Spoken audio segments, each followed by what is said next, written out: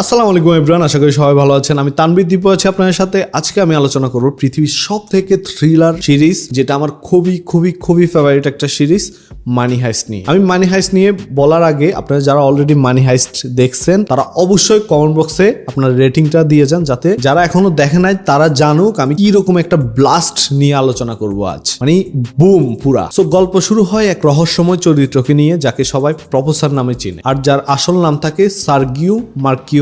আর তিনি বছরের পর বছর পরিকল্পনা করে এক বিশাল প্ল্যান তৈরি করে ফেলে স্পেনের সব থেকে বড় মুদ্রা ছাপানোর কারখানা রয়্যাল মিন্ট অফ স্পেন দখল করা। মজার ব্যাপার হলো, যখন তারা এটা দখল করে তখন সবাই ভেবে নিয়েছে তারা টাকা পয়সা লুট করার জন্য আসছে, কিন্তু না, সবাইকে চমকে দিয়ে তারা ভিতরে আসলে করতেছিল টাকা ছাপানোর কাজ। হ্যাঁ, এরকম ইন্টারেস্টিং বিষয় পাবেন মানি হাইস্টে। আর এই প্ল্যানের জন্য প্রফেসর বেছে নেন 8 জন মানুষকে, যারা সমাজ থেকে লাঞ্ছিত, বঞ্চিত বা চোর বাটপার অবহেলিত, কিন্তু তাদের বুদ্ধিমত্তা, তাদের আইকিউ অসাধারণ। আর সবার আসল পরিচয় গোপন রেখে সবার নাম রাখা হয় শহরের নামে, যেমন Tokyo, Berlin, Nairobi, Denver, Rio, Helsinki, Moscow আর ওসলো। আর এইভাবে শুরু হয় এক অসাধারণ ডাকাতির গল্প, যেখানে একদিকে পুলিশ আর একদিকে প্রফেসরের মাস্টার প্ল্যান, মাঝে বন্দি আর সাসপেন্সে ভরপুর প্রতিটি মুহূর্ত। এই সিরিজ নিয়ে যদি আমি আলোচনা করতে যাই, সবার আগে আমি যাকে নিয়ে আলোচনা করতে হবে তিনি হচ্ছে প্রফেসর। মানে এই সিরিজটি যারা দেখবেন প্রফেসরের ফ্যান হবেন না এরকম কোনো ব্যক্তি খুঁজে পাওয়া যাবে না। তো এই প্রফেসর আসলে এই সিরিজে একটা গুরুত্বপূর্ণ চরিত্রে থাকে। তিনি হচ্ছেন শান্ত স্বভাবের, ঠান্ডা মেজাজের, সবসময় মাথা ঠান্ডা রাখেন আর প্রতিটা সমস্যার জন্য আগে থেকে বিকল্প প্ল্যান তৈরি করে রাখেন। যেমন যে কোনোভাবে পুলিশকে বোকা বানানো হোক, মিডিয়াকে নিয়ন্ত্রণ করা হোক, অথবা টিমের ভিতরে সমস্যাগুলো ম্যানেজ করা, সব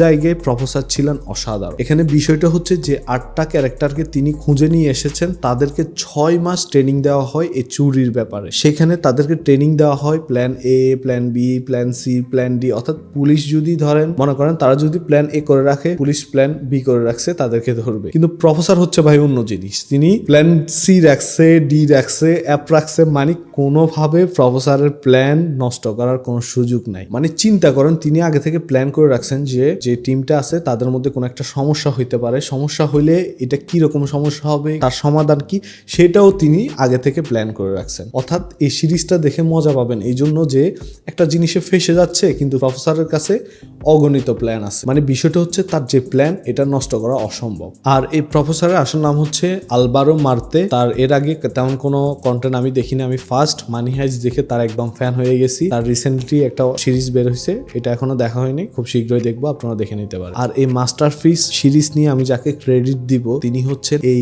গল্পের লেখক অ্যালেক্স পিয়ানো।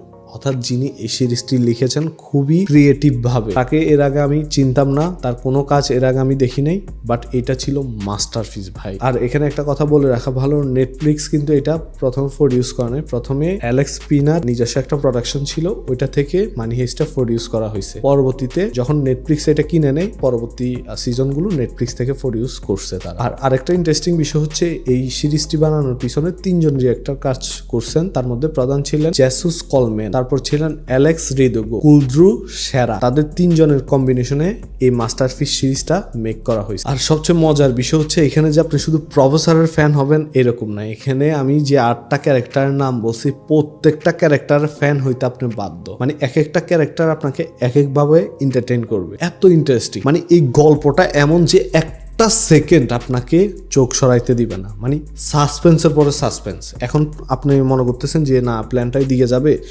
360 অ্যাঙ্গেলে ঘুরে প্ল্যানটা অন্যদিকে চলে গেছে। এটাই হচ্ছে গল্পের মজা, মানে আপনি যেটা ভাববেন তার উল্টোটা হবে এবং ইন্টারেস্টিং হবে। এরকম বিষয়গুলো ভরপুর হচ্ছে মানি হাইস্টে। আপনি যদি আমাকে বলেন গেম অফ থ্রোন বা ব্রেকিং ব্যাড বা পিকি ব্লাইন্ডার, আমি সব কিছুকে ধরেন ওইগুলা ওই টাইমটাতে সেরা ছিল বা ওগুলা সারা জীবন সেরা থাকবে। কারণ একটা সময় গেম অফ থ্রোন বলেন বা ব্রেকিং ব্যাড বলেন, এই সিরিজগুলো একটা সময় সেরা ছিল বা এখনো অনেকের কাছে এই সিরিজগুলো সেরা। কিন্তু আমি এই যুগে এসে যদি একটা সিরিজ দেখতে চাই, আমি কেমন দেখবো? থ্রিলার, স্টাইলিশ, যেই হোক। আমি যদি এখন গেম অফ থ্রোনের সাথে মানি হাইস্ট মিলাতে যাই, অনেকে হয়তো এটাতে অনেক রকম কথা বলবেন।